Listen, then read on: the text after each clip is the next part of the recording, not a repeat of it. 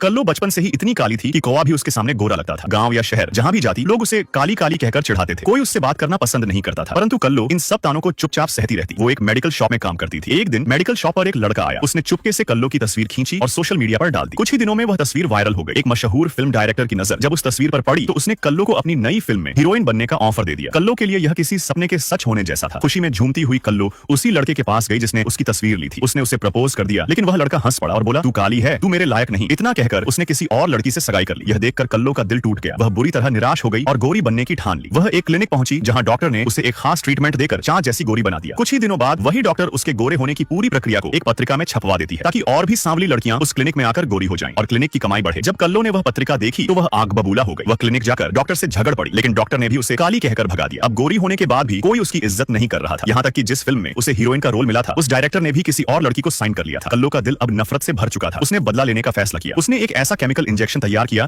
जिसे जब उसने एक चूहे पर लगाया तो चूहे का पूरा शरीर काला पड़ गया और वह तड़प तड़प कर मर गया। सबसे पहले कल्लो ने वही इंजेक्शन उस लड़के को लगाया जिसने उसका प्रपोजल ठुकराया था। फिर उसकी मंगेतर को भी मार डाला। कुछ ही दिनों में उसने उस डॉक्टर को भी खत्म कर दिया जिसने उसका इस्तेमाल किया था। अब एक के बाद एक कई हत्याओं से शहर में सनसनी फैल गई। अगले दिन कुछ सफाई कर्मचारी सड़क पर काम कर रहे थे। एक महिला कर्मचारी को डस्टबिन के बाहर एक सैंडल दिखी। जैसे ही उसने सैंडल खींची उसके साथ एक लड़की का पैर भी बाहर आया। उसने देखा वहां एक युवती की लाश थी जिसका पूरा शरीर काला हो चुका था। वह घबराकर तुरंत पुलिस को बुलाती है। यह केस सीबीआई अधिकारी रघु को सौंपा गया क्योंकि कुछ दिन पहले उसकी बेटी को भी किसी ने ऐसे ही काला करके मार दिया था। रघु उस कातिल के करीब पहुंचने ही वाला था कि उसी ने रघु को इंजेक्शन लगा दिया जिससे उसका आधा शरीर काला पड़ गया। जांच के दौरान रघु को कुछ सबूत मिले जिससे पता चला कि हत्या कहीं और हुई थी और लाश कहीं और फेंकी गई थी। शक के आधार पर पुलिस ने अरविंद नाम के एक लड़के को गिरफ्तार किया, लेकिन अरविंद के पास एक रहस्यमयी शक्ति थी। वह पानी में उतरकर अतीत में हुए किसी भी हादसे को देख सकता था। दरअसल कुछ दिन पहले उसी कातिल ने अरविंद की बहन को भी काला करके मार दिया था। इसलिए रघु ने उसकी शक्ति की मदद से सच्चाई जानने का फैसला किया। अरविंद को एक स्विमिंग सूट पहनाकर पानी में उतारा गया। जैसे ही अरविंद ने अपनी सांस रोकी उसकी आत्मा अतीत के उस अपराध स्थल पर पहुंच गई। उसने देखा कि एक नकाबपोश इंसान वहां से भागकर गाड़ी में बैठा। अरविंद भी उस गाड़ी में उसके पीछे बैठ गया। गाड़ी एक सुनसान जगह पर रुकी जहां एक डस्टबिन रखा था। नकाबपोश इंसान ने गाड़ी से एक लड़की की लाश निकाली और उसे डस्टबिन में फेंक दिया। फिर उसकी तस्वीर खींचकर सोशल मीडिया पर डाल दी। इसके बाद अरविंद की आत्मा वापस उसके शरीर में लौट आई। अब उसने उस हत्यारे का चेहरा लगभग पहचान लिया था। उसने पुलिस को उसका स्केच बना दिया। अब सवाल यह है, क्या अरविंद की शक्तियों की मदद से रघु उस कातिल तक पहुंच पाएगा? क्या वह कातिल कल्लो ही है या फिर कोई और है जो कल्लो के नाम पर यह सब कर रहा था? यह जानने के लिए वीडियो को लाइक करें और चैनल को सब्सक्राइब करना न भूलें।